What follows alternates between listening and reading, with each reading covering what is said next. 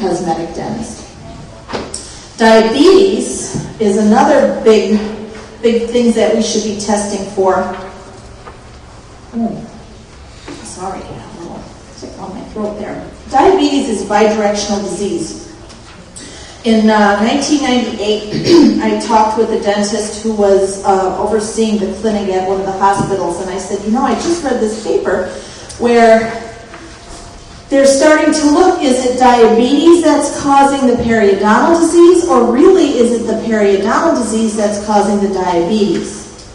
Because it's a big chronic infection that's left untreated. Do you know how big an infection is? How big this infection is? Have you heard this before? If you take the surface area of a patient with moderate periodontal infection and you just measure the surface area of the soft tissue wall of that pocket and you add that all together, do you know how much of a surface area you have? Are you sitting down? It's the size of the palm of your hand. If you had an infection anywhere else on your body that big, what would happen? Does somebody spray a little water on it and call it good and say, keep spraying this water? Wash that with soap. Just wash that. That'll be good enough. No. They go into overdrive. Christopher Reeves died of that exact kind of a thing. He died of a bed sore that wasn't any bigger than that. Okay? This is a big problem. Just because we don't see it doesn't mean it isn't there. Just think about this when you're measuring those pockets. And you're like, it's just a 4, it's just a 4, oh, there's a 5, oh, there's a 4, Moderate disease, palm of your hand in 20 teeth. Diabetes is a multi-directional because it may be because you have this big untreated chronic infection in the mouth. And that creates all of this havoc that we've been talking about for the last however long. So what do we do about diabetes? Is this periodontal disease? If I started with this, everybody in the room would go, oh yeah, that's periodontal disease. But really, we don't know. We have to increase our diagnostic prowess in dentistry. What we've got right now is terrible with respect to diagnostics and periodontal disease. We need to be measuring our patient's blood glucose either right at the time or their A1C number. Does everybody know what their A1C number is? It's the average blood glucose over 3 months' time. My son was diagnosed with type 1 diabetes 2 years ago at age 23. And his A1C number, which is supposed to be 7 or less, was 14. He had an average blood glucose of almost 500 for at least 3 months.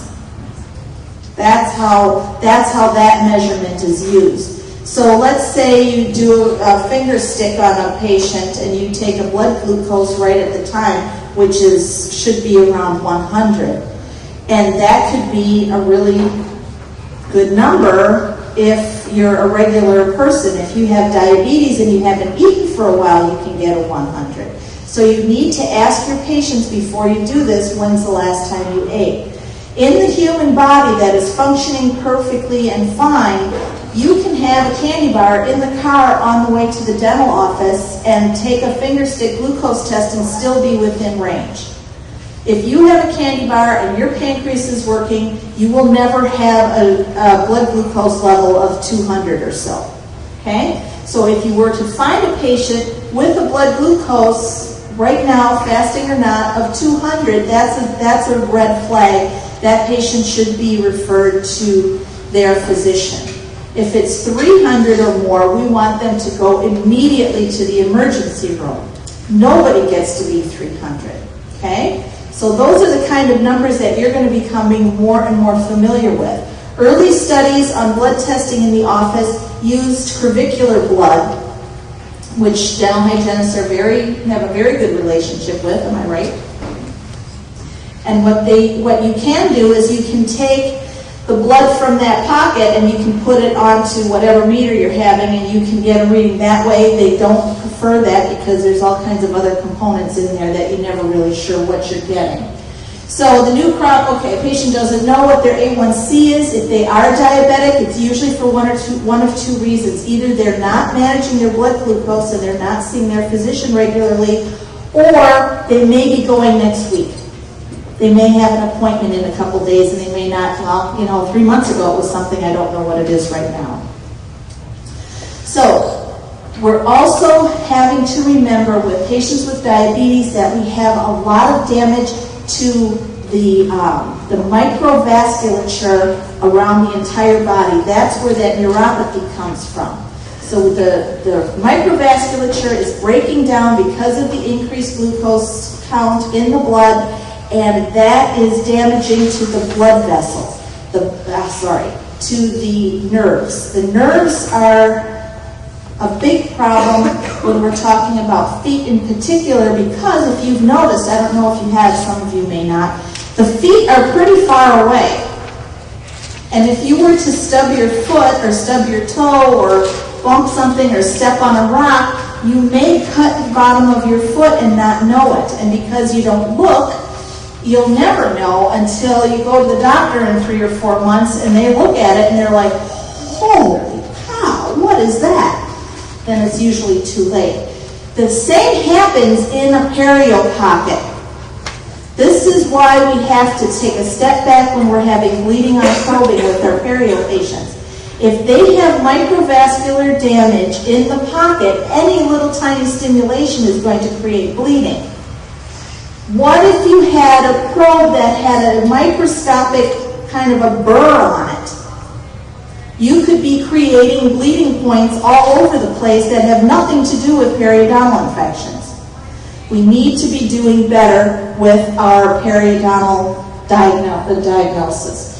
The kidney is affected with this microvascular damage. The eye is damaged, neuropathy in the extremities, and also the gingiva. I can't decide if I like gingiva spelled with or without an E. What do you guys think? It's like every third time I'm like, I'll stick an E on there. I got a big red squiggle under there today, but I'll leave it, see what happens. This is what a broken blood vessel looks like. And this would be one of the smaller vessels, and you can see these red blood cells almost don't fit through here. And this is where it will break then. And it looks like this when it does break with this spray of blood cells.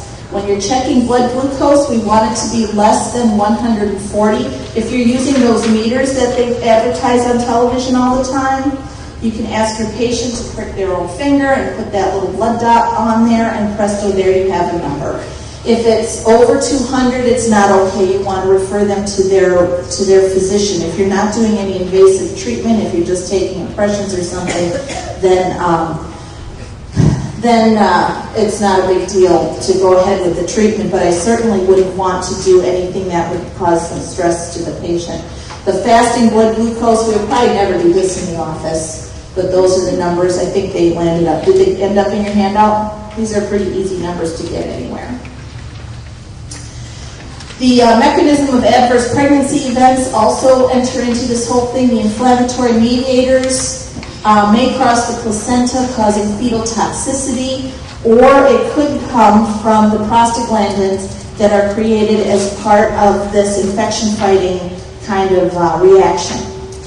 Remember, prostaglandins are what break down the cervix, and that's what causes expellation of the fetus. So, in summary, we have germs, we have the host and the host response, and then we have all of the artery kind of veins and arteries problems that come up with that. Plaque formation is enhanced at the tooth surface adjacent to the inflamed gingiva. Guess why? All kinds of food there, all kinds of increase in temperature. Bacterial distribution in the biofilm is distinct from that in the saliva. No surprise there. Immune system delivers antimicrobials to the saliva and into the clavicular fluid. What will you do differently tomorrow? All right, Monday. Because nobody works Fridays, right? It's too hot to work on Fridays down here. Everybody's like, what? Really? I work Fridays. What's wrong with me? What are you going to do different tomorrow? This information needs to be stirred in your head. You need to figure out a plan in your office of how you're going to incorporate some of this stuff into your daily thinking. This is the wrong arrow, isn't it? It should be science clinician media. Unfortunately, in the United States, we have this. Welcome to the view, and boy, am I glad to be back. Yeah, we missed you yesterday. You look better today. I feel much better today. Emergency gun surgery. Yeah, the chipmunk gene. The chipmunk gene. And whenever you get an infection in your face, and it alters the way you look, people do this. I came into work yesterday, and everyone looked and said, hey! How are you?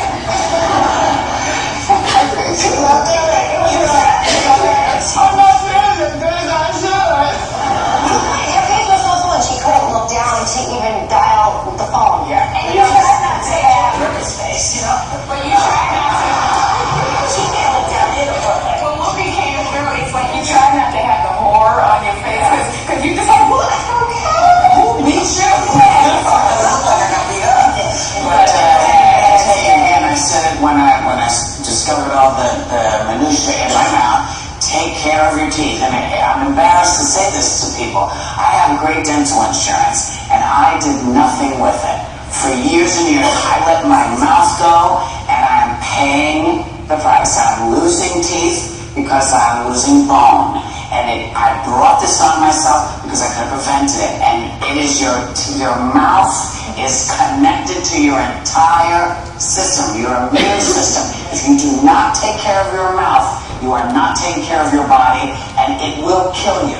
As you saw, I don't know whether you guys know this, but about a week ago, they finally linked mouth health to heart health. Yeah.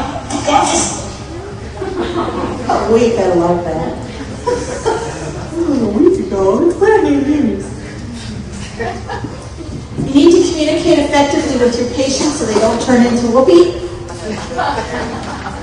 Use words that you're going to use. This one here keeps coming up. Hemorrhage versus bleeding. It happened in 1986. It was like the big news back then. I'm like, okay, it's still news in 2009.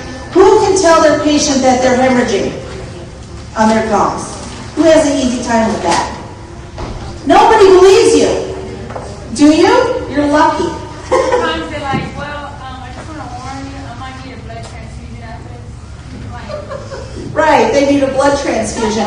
And sometimes they do hemorrhage, but when you talk to your patients about hemorrhaging, they know that hemorrhaging only comes when you open like an artery or something. So they right away you kind of lose credibility with them, unless you're really sincere and they are hemorrhaging. Use words you're going to use. If you all agree as an office that you're going to say your gums are bleeding, you need periodontal therapy, then do it. Don't play this game how it's not hemorrhage, so we're not going to do it. Just figure out some way that you're going to say it and then do it that way. Okay? Slight, moderate, or severe versus a little bleeding or a little bone loss. You're going to hear a lot from me about the language that we use this upcoming year. Insurance assistance or benefit versus the coverage. I wouldn't even talk about insurance. I would always just say, just talk to them in the front. You're sick. This is what you need to have happen. I don't want anything else after that. We now know I'm horrible with money. It gets in the way of everything. Current research indicates what the doctor generally recommends. Whatever it is you decide to use for your language, use it and then do something with it. What happened in all of the practices that I worked in, we started these perio programs and the doctor was all on board until he wasn't. I only work for men dentists, don't be offended, whoever's a woman dentist in here. But that's, and then I would get into this thing, oh, Dr. So-and-so, he has 6 millimeter pockets and we found bleeding in all 4 quadrants and blah, blah, blah. Well, if you just stand a little closer to your toothbrush, and I was sitting there going, didn't we all agree just 2 weeks ago? Didn't we just all agree? Oh, here comes alarming slide number 1. We're pretty far in. Does everybody recognize this?